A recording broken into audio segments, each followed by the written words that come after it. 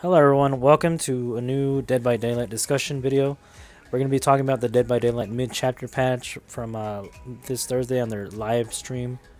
They did a Q&A session this week, or last week I should say, and they talked about a whole lot of survivor buffs and nerfs. So we're going to be going over the exhaustion perks. First off, the exhaustion perks for the survivors have been nerfed. So sprint burst, life, balance landing, and dead hard, all of those perks have been, like, for their exhaustion when they're on cooldown, they've been nerfed. So like you have to essentially walk or crouch or work on a generator in order for it to recover. Like if you constantly are running, the timer won't like recover during that time. You know how when you see it in the like on the right side, you'll see like a white bar draining, like normal in the normal build right now that we have. So instead of it draining, even though you're running, it'll only drain if you're walking, crouching, or working on a generator. If you're running or being chased, it won't recover at all.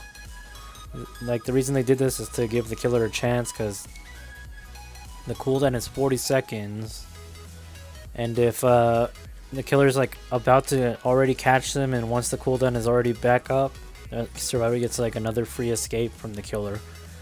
So essentially it's going to be a long chase for the killer to catch up to them. I would say sprint burst and a couple of them were on all the other exhaustion perks were a bit overpowered, so this is probably why they aren't being nerfed. But a lot of people have discussed this before in the forums and such, on Reddit, everywhere pretty much. Like this sounds like a better idea for these perks, so yeah, like try it out guys when you play on the live servers right now. Try like stopping for a bit, just walking, crouching, or work on a generator while it recovers, and don't try to run during that time, and see how it feels, so you guys can get like an idea of how it's going to be once this happens. Alright, so now we're going to talk about Decisive Strike. They changed it again from, if you guys seen my previous video, they're not going to keep it that way where you'll be in a no mither state. That's completely gone unless they decide to bring it back. But for this week, they talked about once you land the skill check for Decisive Strike, instead of the killer dropping you, the killer will instead be stunned for 2.5 to 3 seconds. And I believe in the live server right now, the highest amount for tier 3 is 4 seconds, I believe, and then 3, and then 2. I could be wrong, I really don't use the perk at all, so yeah, it's just a pretty huge change, because I know a lot of people like Decisive Strike, like 50% of people like it, and then the other 50% don't like it. But yeah, this is the new change that they're doing for Decisive Strike. So now, if you guys are wondering, so what do you mean by stun? Like essentially, it's like if you drop a pallet on the killer, you know how they'll be stunned for a couple of seconds, I think like 2 seconds or 3, around that time. And they can't move till they recover from that, the pallet drop. Essentially, the killer will be stunned in place, so your teammates can come over and help you, body block, or do a flashlight save so he'll throw you down. It's just, I guess it's a way to actually work more as a team once you use Decisive Strike with your whole team, or if one person has it. So yeah, it's a pretty nice change, I would say. Also, they talked about if you hit it on, they'll have a great skill check. If you landed on the great skill check, it'll add a little more time to that Decisive Strike. So yeah, it's a nice thing to add on to it, I guess. I'm not gonna go over self-care for you guys, because they're still discussing it. They were just planning to make it to where if you're self-caring and if you stop or if you get interrupted, it'll just go back to 0 or wherever it was left off from your teammate. But yeah, it's just they're still thinking about it, so I'm not going to go over too much on self-care. So let's go on with the perks that they're changing up also. Deja Vu, this perk was essentially useless in the current build since nobody ever used it, but it's getting reworked now. So Deja Vu, in like at the beginning of the match, no actually It was reworked, and now it does like the orders of the 3 generators in close proximity to each other are revealed to you for 30, 45, or 60 seconds at the start of the match, and each time a generator is completed. Also, like if you're holding a map, it'll add on to your map. Like it'll show you where the generator is at, so you'll permanently keep them on the map, so you know where all the generators are located, or the ones that are shown actually. But it's just an extra thing if you use the map. I know a lot of people don't use that no more, but but so like as soon as you finish a generator, it'll show like that generator that you finished. It'll show 3 other generators that are close to that finished generator for that amount of time, depending on the tier that you have it for. So 30 is for the first tier, 45 is the second tier, and 60 is the third tier. Originally, what Deja Vu did, it would only show you about 7 seconds in the beginning of the match as soon as it starts, and you'll pretty much never notice it. Like the generator is being popped up, or a select few. But yeah, it's just to make the perk more relevant again, I guess, to help beginners or some new people if they wanna, or some people that are still playing the game. That way they can choose which ones to do and make it to where the generators will be separated, not all close proximity. Also, Calm Spirit, it's gotten a buff. It reduces the chance of alerting woodland creatures like the crows by 89% and 100. That's the current build right now. But it also what it also does now, it also overcomes the urge to scream during the madness, like from the doctor once you're in tier 3, or basically anytime. Like when they shock you, you won't hear the madness like them scream. So you have a chance also, so they won't scream during that time. Or intoxication from the clown. I know the console players have not got to see the clown yet, or some of you guys probably have from videos. But also like from the smoke, they'll cough or scream once they get hit by the bottle or the gas they run into. So you won't scream during that time. So yeah, it's just a nice thing to add to Calm Spirit. A way to buff it. Alright, Ace in the Hole. Like during the current build right now, it would give you only a 50% chance to grab, I believe it was a common, or yeah, common and lower rarity, I believe. Somewhere around, or unless it was a rare, I can't really remember because I don't use this perk that much. But now they're buffing it to where you'll have a 100% chance to find an add-on of very rare rarity or lower attached to it when you search a chest. And also it will give you a 50% chance to find a second add-on of an uncommon rarity or lower. So either way, if when you use this perk and you search a chest, you'll automatically get a free add-on, 100% chance no matter what. And then 50% chance you'll get another common or lower added to it. So there's a chance you'll get 2 add-ons to, I guess, a flashlight or the field medkit, toolbox, anything like that sort, or a map. So it's a nice change to add to Ace in the Hole. Alright, so Survivor, this perk, it's originally from Lori's current build, but they changed it up. So now it is from 16, 18, and 20 meter range from the killed or sacrificed survivor. Like if you're that close to the hook, you won't be seen because the Soul Survivor will completely immune you from Deer Stalker or Barbecue Chili, so stuff like that. But when you first have it, it'll be at 0 though. You have to wait for your teammates to die one by one so it could actually be more relevant. That's just the only downside. But yeah, it's an okay perk, I would say, I guess. A nice change. Alright, Dark Sense. So this perk has been also changed. Originally it would only when the last generator was powered, the killer's aura will be revealed to you for 5, 7, and 10 seconds. That was the original. That's the current build right now. Only when the last generator is finished. But now, it also, every time a generator is completed, the killer's aura is revealed to you for 5 seconds, which is pretty nice to use for like people that like to just crouch around, be very stealthy. so they can hide from the killer pretty much all game. It's a pretty nice perk to use if you're like really stealthy, you don't only like to be chased by the killer. So yeah, just give it a try once it comes out. Alright, Bitter Murmur. This was now these are the killer perks that we're gonna go over. Each time a gen is fully repaired, survivors within 16 meters of the completed gen will be revealed to the killer for 5 seconds. And also when all generators are fully repaired, the survivor's auras are revealed to you for 5, 7, and 10. This the original still. But it was only for an end game, the Bitter Murmur, but now it's getting that added beginning part where any survivor is 60 meters from that generator, they'll be revealed for 5 seconds. So this is Soul Survivor could be probably used for this also.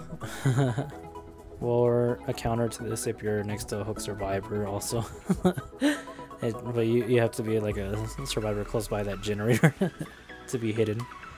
But yeah, it's a nice change. I like this one because Bitter Murmur was essentially useless unless you only had one survivor running around. It's like the only time it was ever good to use, but you had to kill the last guy beforehand. But okay, the next change is Tinkerer. This was has now fully been reworked. It doesn't work the same way as it normally does. This is the new thing it does. So it will make a noise once the generator is at 90% done from a survivor, and your terror radius, like you'll hear a noise, like for instance, like if a survivor were to mess up the generator, but only the killer will hear it. So once it is at 90%, the killer's terror radius is reduced to 0 for 4, 6, or 8. So now killers can be very stealthy and hunt you down for that amount of time. So just be on the lookout whenever you get a 90% done on the generators. So be very careful because you'll probably hear like well, you won't hear them. You'll see like a hillbilly just charging at you with a chainsaw and you won't even notice. Probably. So yeah, it's a nice change, but I know a lot of people are probably going to miss the old Tinkerer where it added on a percent amount to help them with their powers, make it a little more better than their default versions. I would add on a little more to their add-ons as well.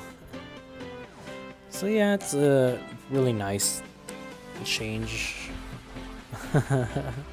Okay, Predator has also been changed up now. This is another perk. This was from the Wraith's original perks that it came with. So now the scratch marks will be in a more straightforward pathway instead of it being all separated in the normal build that's currently right now.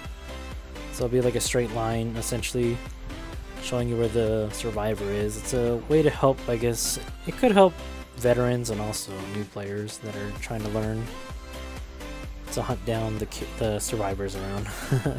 It's a really good change for people that are probably just getting used to the game as well. So that's nice.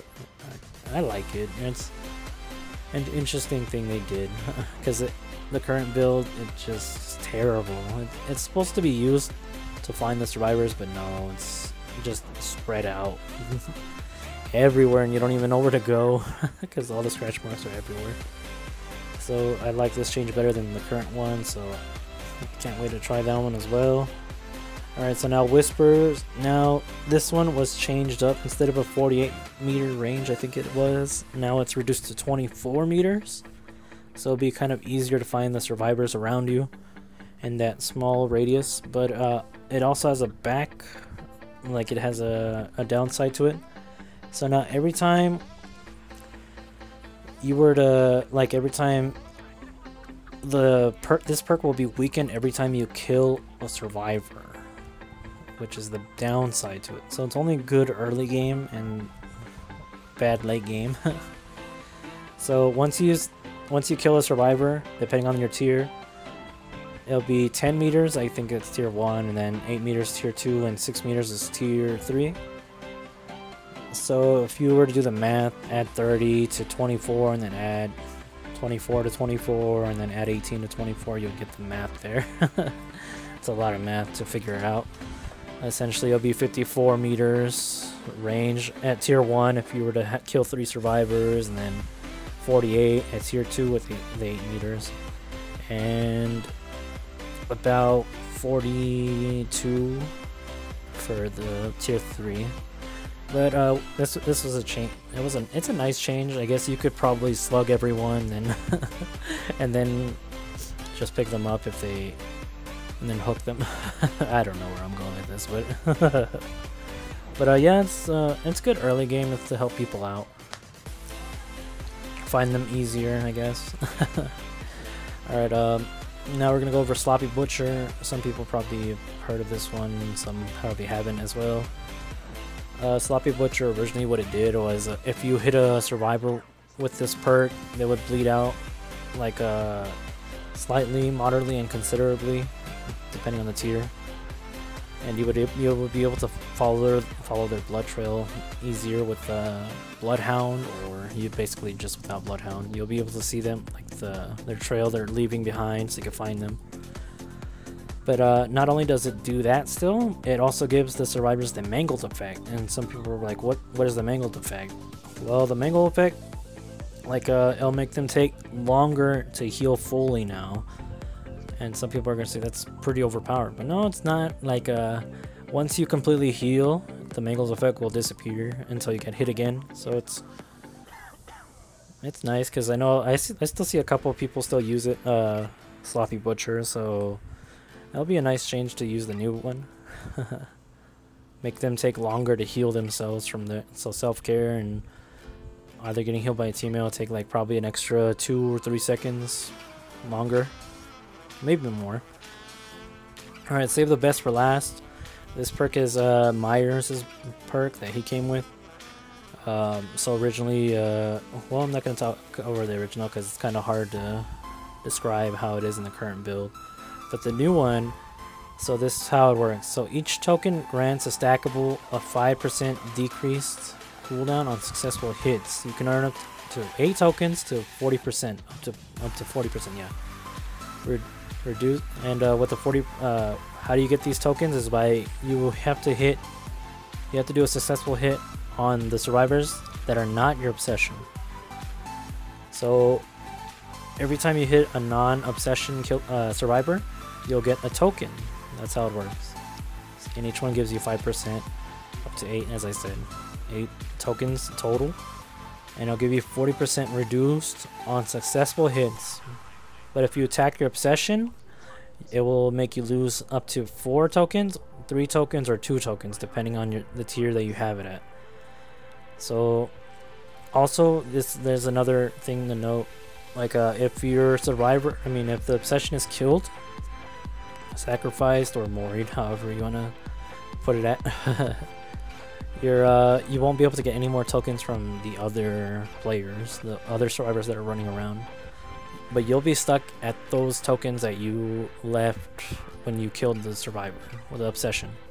So, like, let's say you hit the obsession, you lost 2 tokens, so you'll be at 6 tokens, so 30%. You'll still have the 30% as soon as you hook them and they're dead. I don't know how it'll work if you hit the survivors before like the kill animation finishes, when they're hooked, when they're taking up. So I'm not sure if they'll still add on before he vanishes and they'll show the skull on the bottom left. That's something that needs to go over. But if you're wondering what does that mean, for like the successful hits will be reduced. Like essentially when the killer swings and hits a survivor and they're wiping their blade, or they're like basically in place for a couple seconds, it'll be that part will be reduced. Instead of them taking like 3 seconds or something, it'll probably be reduced by half, or less than half actually. So instead of 1.5, it'll be about 1.6 or 7 seconds. So they can easily just go back to their hunting and hunt down the survivors. Alright, so now the Trapper has gotten a buff. The original killer has finally got some buffs in.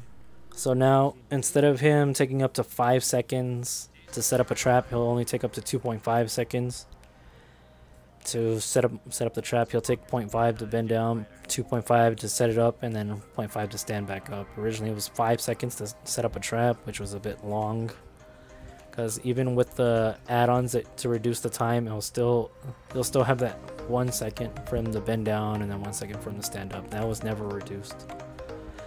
So now it's 2.5, which is a nice change for the trapper. Give the original killer some love.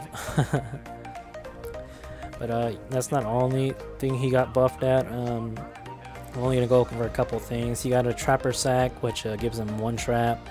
So now his trapper bag will have 2 traps, and his what's that other one called? The stitch bag will have 3 traps. So depending on which one he'll carry, he'll have 2 traps in total. For the trapper sack, the trapper bag will have 3 traps in total, and then the stitch bag he'll carry up to 4 traps all at once. So he doesn't have to go to 1 by 1 all the traps that are scattered around. So now he also got another one called Padded Jaws. It's kind of like a speed limiter on the Hillbilly and the Cannibal Leatherface. It's a okay thing. It's not really that good. Like the survivor will step on it, they won't get damage, but you'll still trap them, and you'll also get 100% increased points for the survivor stepping on that trap. That's essentially what the speed limiter does for the Hillbilly and the Cannibal. So you'll just get basically more blood points if you want to use that. The Iridescent Stone is another ultra rare though. For every 20 seconds that passes, 1 closed bear trap will set itself up, which is pretty cool because very stealthy bear traps everywhere. And you'll never know where they're at, and you just like step on it as soon as it sets itself up. That's a pretty cool add-on, honestly. Okay, that's one of the new add-ons they got. But Diamond Stone, all your Diamond Stones that you have in your reserves will be turned into those Iridescent Stones, where every 20 seconds the trap will set itself. Also, the Honing Stone got a change. Like originally it gave you a 50% chance to put the survivors into a dying state. So 50% hated it, 50% loved it. But now it's been reworked to where it has the effect of the Diamond Stone. So where if a survivor steps on the trap, and if they choose to free themselves, they'll be put into the dying state. But there's a way to counter it, and so you have to wait for your allies to come help you and break the trap. We'll open the trap for you so you don't go into the dying state. So that's another add-on change that they did. Also another thing, like for the Diamond Stone, you'll know when it's a Diamond Stone because they said they're going to add a little picture of the Diamond Stone on the bottom so you know if the add-on is being used, so don't worry guys. Also, when the sabotaging of the traps, it's like they won't be permanently gone. If you sabotage the trapper's traps, they'll only take up to 3 minutes to respawn back. They'll fix themselves in 3 minutes. But if you run Hangman's Trick, it'll reduce the cooldown of 3 minutes to a minute. And they talked about the oily coil, it'll reduce it by 30 seconds, so it'll take up to a minute and 30 if you guys choose to do that. It's a nice thing to help the trapper out some more. And they talked about some the coils and the gloves that he has for add-ons. They'll change the sabotage timers. They'll add more time for people to sabotage them or disarm them. So I'm not gonna go over that too much. Also, the trapper was only able to hear a disarm, like a bear trap being disarmed at 32-meter range. Now it's a universal thing, so you can hear it anywhere around the map. Okay, now the Hag buff, she's one of my favorites to play. The Hag has gotten, she has not gotten a speed buff, however, but she is getting something else. Through replacing her traps, it no longer takes 5 seconds for her to set up a trap. It takes only 2 seconds to set up a trap. Less than half the time. So she could essentially set up all her traps everywhere. She can also teleport to her traps 40 meters instead of 32 meters, which is a nice change. Without add-ons, it's 40 meters on default. She also got changes to a Scarred Hand and Waterlogged Shoe. Scarred Hand was a pretty not useful add-on at all for her. It would make her go slower, walk slow by a lot. But now they took that out, so it'll still work the normal way. It just won't. It'll just let her move her normal speed now. Like the Scarred Hand, I believe it was a add-on where it would project an actual trap where they cannot run through it at all. It would be essentially like a body block trap. So they can't, like if you place it on the door, they can't run through it. I believe that's how it worked. And I never really used the Scarred Hand, so I'm sorry guys. I was like reading it and I was like, reduces heavily on the move speed, and I was like, nah, this is not worth it. Alright, her other add-on, the Waterlogged Shoe, that now makes her move faster by just a 0.1 millisecond. It was originally 4.4, now it's 4.5. With the speed, she'll move the exact speed of the Doctor when he's in shock therapy mode, when he's shooting the electricity at people. That's how fast the Hag will move now, if she uses that add-on. But also, she cannot teleport to traps with that add-on, which still sucks. But also, it gives the hindered effect to the survivors, which hindered effect is where they move slower by, I believe, 10%, maybe 5%, around there. So yeah, it's still the same on that part, but it'll give you a faster movement speed by 0.1. Also, some very few minor details. The obsession, it will no longer be between the obsession and the killer. Everyone can see it now. All your friends or all the other people that you're playing with will now see who the obsession is from now on. And it was a way to help the solo player out, see who he has to help if there's an obsession player out there. Also, Myers has gotten a small buff, and his speed has been increased on only tier 1 from 4.14 meters a second to 4.2, so 0.06 speed, added speed, so he can catch up to the survivors faster at that tier. And yeah, that's pretty much it. So yeah, I hope you guys enjoyed this Dead by Daylight mid-chapter patch discussion. Let me know what you guys think about it. I kind of like these changes a lot. It's a way to help both sides out with their new perks that they got, new changes, new buffs. But I want to hear from you guys. What do you guys think about it? So leave some comments below. If you guys want me to go into more detail, just feel free to leave a comment. I'll explain even more for you guys. So I want to say thank you guys for watching. I hope you guys enjoyed the video. Feel free to leave a like, share, comment, subscribe. If you guys want more of these Dead by Daylight discussion videos, let me know. I'll be happy to make some more for you. And remember, gamers, keep on gaming. Take care, everyone.